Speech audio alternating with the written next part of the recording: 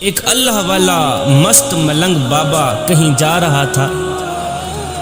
دوپہر کا وقت تھا، جاتے جاتے نیند کا غلبہ آنے لگا۔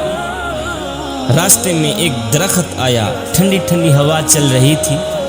بزرگ درخت کے نیچے کچھ دیر کے لیے سو گیا۔ جب سویا، آنکھ لگی، نیند آئی۔ خواب میں اسی درخت نے اس بزرگ سے مخاطب ہو کر کہا، بابا جی اگر آپ میرے جیسے بن جاتے تو کیا ہی بات ہوتی۔ اللہ، خواب کی دنیا میں جس درخت کے نیچے بابا جی سویا ہوا تھا، اسی درخت نے بابا جی سے مخاطب ہو کر کہا، بابا جی اگر آپ میرے جیسے بن جاتے تو کیا ہی کمال کی بات ہوتی۔ خواب کی دنیا میں اس بزرگ نے اس درخت کو کہا، اوے میں تیرے جیسا بن جاؤں، پہلے اپنی خوبی تو بتا کہ تیرے اندر خوبی ہی کیا ہے۔ درخت نے کہا، میرے اندر خوبی یہ ہے کہ کوئی مجھے پتھر مارے نا تو میں اسے پھل دیتا ہوں۔ میرے اندر خوبی یہ ہے کہ اگر کوئی مجھے پتھر مارے تو میں اسے پھل دیتا ہوں۔ اس لیے تو بھی میرے جیسا بن جا تاکہ تو بھی مخلوق خدا کو فائدہ دے سکے، نفع دے سکے۔ یہ سن کر بزرگ بڑا حیران ہوا۔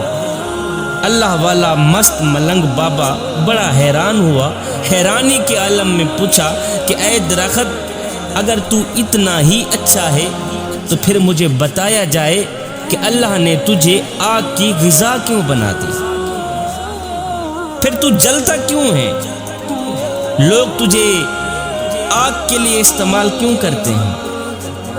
تیرے اندر اگر اتنا ہی کمال ہے تو پھر مجھے بتا کہ اللہ نے تجھے آگ کی غذا کیوں بنا دی؟ یہ سن کر درخت نے جواب دیا، بزرگو میرے اندر خوبی کے ساتھ ساتھ ایک بہت بڑی خامی ہے، جس خامی نے میری خوبی کا ستیہ ناز کیا ہوا، جس خامی نے میری خوبی پر پانی پھیرا ہوا، اور اللہ تعالیٰ کو میری یہ خامی اتنی ناپسند ہے، اتنی ناپسند ہے کہ اللہ نے مجھے آگ کی غذا بنا دی۔ بزرگ نے پوچھا، وہ کون سی خامی ہے؟ درخت نے کہا، بابا جی وہ خامی یہ ہے کہ جدھر کی ہوا چلتی ہے نا میں ادھر کو ہو جاتا ہوں۔ اللہ، بابا جی خامی یہ ہے کہ جدھر کی ہوا چلتی ہے نا میں ادھر ہی کو ہو جاتا ہوں۔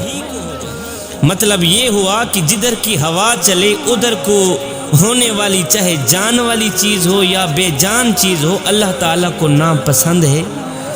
اللہ تعالیٰ اسے جہنم کا ایندھن بنا دیتا ہے، جہنم میں ڈال دیتا ہے۔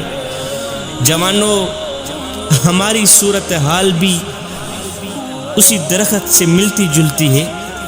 ہم بھی کچھ ایسا ہی کر رہے ہیں کہ جدھر کی ہوا چلتی ہے ہم ادھر کو ہی ہو جاتے ہیں۔ ہم نام لیتے ہیں حسین کا، نقل کرتے ہیں یزید کی۔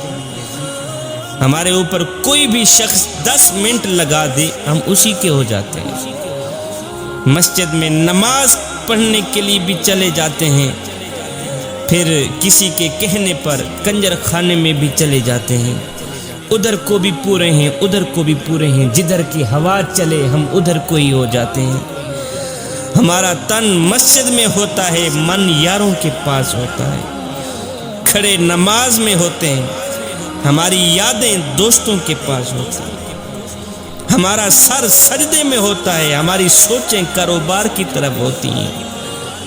جوانوں، نماز میں بھی خالص بن جاؤ، رب کے عشق میں بھی خالص بن جاؤ۔